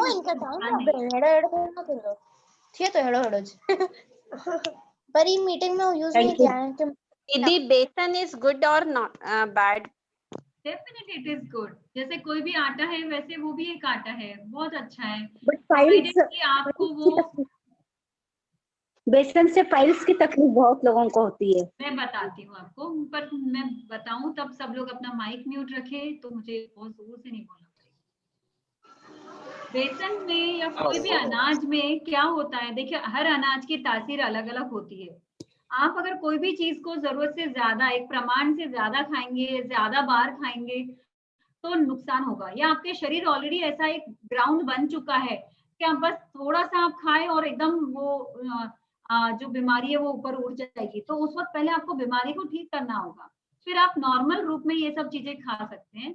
और कभी भी अनाज, जब भी कोई चीज खाते हैं, थाली पीठ हो, बेसन हो, कोई भी चीज हो, याद रखिए कि सलाद या सब्जियां आपको डालकर ही वो बनाना है, या सलाद खाना है उसके साथ। कोरा अनाज अगर आप खाते हैं नाश्ते में, भोजन में, बहुत ज्यादा नुकसान होता है, बहुत ज्यादा नुकसान होता है, बहुत एसिडिक बन जाता है आपकी शरीर, फिर सब रंग दिखाना शुरू करती है, पाइल्स, अल्सर और बहुत सारे आंव, ऐसी बहुत सारी चीजें, आंतों की जो तकलीफ है वो होने लगती है।